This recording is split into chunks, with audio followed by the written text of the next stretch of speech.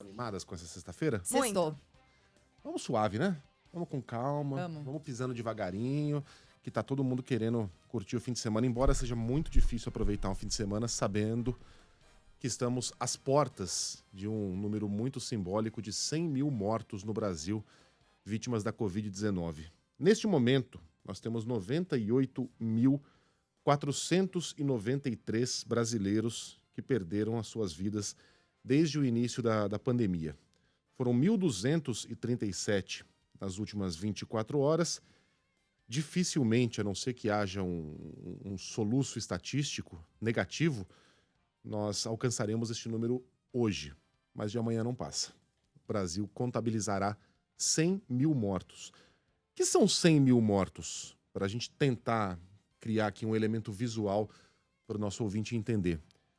Pegue dois grandes estádios, quaisquer dois grandes estádios, e coloque um brasileiro em cada assento, a ponto de não restar nenhum assento vazio.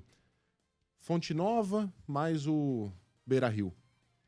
O Maracanã mais o Pacaembu. O Morumbi mais a Arena do Grêmio.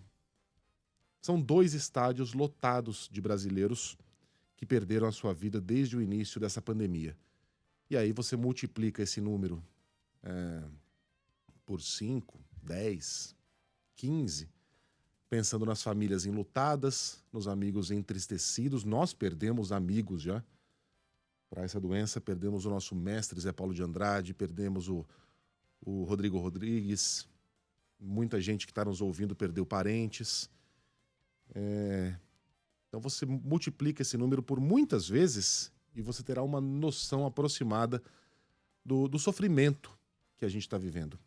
E é um sofrimento que o mundo inteiro está vivendo, cada um à sua maneira, alguns países mais, outros menos. Nós estamos na casa dos mais.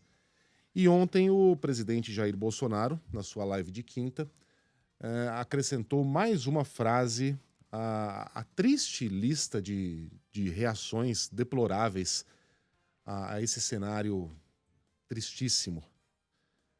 Vamos ouvir o que o Bolsonaro disse, a gente comenta na sequência. Lamenta todas as mortes, já está chegando no número 100 mil, talvez hoje, é isso? Essa semana chegará, provavelmente chegará a 100 mil. Vamos tocar a vida e buscar uma maneira de se safar desse problema. 100 mil mortes. Não dá para dizer, obviamente, que o Bolsonaro é culpado por essas mortes, que ele tem o sangue de todos esses brasileiros nas mãos. Não tem, não é o caso. As mortes ocorreriam, seriam inevitáveis. Não dá para brigar com o vírus, imaginando que você sairá vencedor sem nenhuma perda. Mas estaríamos hoje contabilizando 100 mil mortos se desde o início Bolsonaro tivesse feito uma aliança política, um discurso de união, convocando governadores, prefeitos, em vez de puxar a corda para o outro lado desde o início dessa pandemia e fazer aquilo que os piores governantes do mundo fizeram. O caminho escolhido pelo presidente assemelhou-se àquele que inicialmente foi tomado por Boris Johnson, premier da Grã-Bretanha, que mudou de ideia rapidamente, talvez por ele próprio ter sido internado numa UTI e ter sentido a gravidade da doença, mas também por ter sido alertado por assessores de que se ele mantivesse aquele caminho do vamos abrir tudo pensando na nossa economia, porque não podemos deixar que negócios fechem, que famílias fiquem sem emprego, que é uma motivação nobre, mas infelizmente impossível de ser levada em conta nesse momento. Boris Johnson mudou de ideia. O próprio Donald Trump mudou de ideia, mudou o discurso, né? Especialmente quando viu os efeitos da pandemia, não na população americana, são 150 mil americanos mortos, mas na sua própria popularidade. Trump não está também, não é também o rei da empatia, digamos assim. O discurso de Bolsonaro se assemelhava ao do presidente da Ucrânia, ao do primeiro-ministro da Bielorrússia, aquele que dizia que bastava tomar vodka e pegar uma sauna para você curar a doença. Há de ditadores como o da Nicarágua, que também adotaram um discurso parecido. O que há de pior na geopolítica?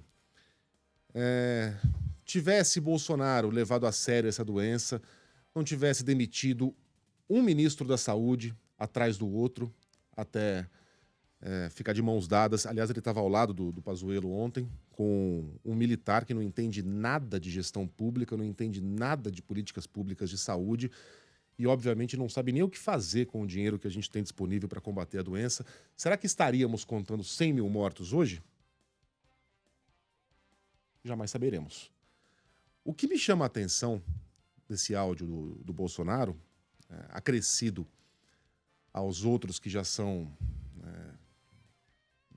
fartamente conhecidos, o Idaí, o Eu não sou coveiro. Não Sou Coveiro, o Eu Sou Messias, mas não faço milagre. Qual mais? São tantos. É o É total... o destino de todos, né? Destino É o de destino todos. de É o todos. destino de todos. É o total desprezo pela morte. Bolsonaro não consegue... Aliás, ele já desistiu de fingir que se importa com esses 100 mil brasileiros. Ele não se importa. E quando ele finge se importar, a gente tem um espetáculo deprimente, constrangedor, como o do ministro sanfoneiro tocando Ave Maria, enquanto no semblante de Bolsonaro você não via nenhum pesar, no dele e no de Paulo Guedes. Nenhum. Você só via ali a expressão de quem estava torcendo para que aquilo acabasse logo. Bolsonaro adota um discurso que eu já disse, é válido, de salvar vidas por meio da salvação da economia. Como se uma política pública de manter tudo aberto pudesse ter algum efeito positivo na economia. A Suécia fez isso. Vai ter um tombo na economia idêntico ao de seus vizinhos escandinavos, da Dinamarca, da Finlândia, e um número muito maior de mortos. Simplesmente porque, por mais que o presidente não demonstre ter conhecimento da gravidade dessa doença, as pessoas têm. As pessoas estão vendo o que está acontecendo. Então, mesmo que você mantivesse os restaurantes abertos, as lojas abertas, os clientes não viriam, a maioria das pessoas ficariam em casa se protegendo. Infelizmente, esse é um dado da realidade. Mas ele demonstra preocupação com o brasileiro por meio da economia. Temos de salvar vidas porque a economia é vida, e é mesmo. Uma pessoa que não tem trabalho, que não leva dinheiro para casa, não consegue sustentar a sua família. Essa pessoa não consegue viver. Ele tem razão, tecnicamente falando. Agora, eu deixo a pergunta no ar aqui para o nosso ouvinte. Se Bolsonaro não consegue nem fingir respeito, pesar por esses 100 mil brasileiros que perderam as suas vidas, por que deveríamos acreditar que, de fato, ele se preocupa com o brasileiro que vai perder o seu emprego? Ele realmente, quando deita a cabeça no travesseiro, é uma pergunta que eu vou deixar no ar aqui para o nosso ouvinte. Tá preocupado com você? Tá preocupado com o seu emprego? Ou ele tá preocupado com a economia e com o seu próprio projeto de poder?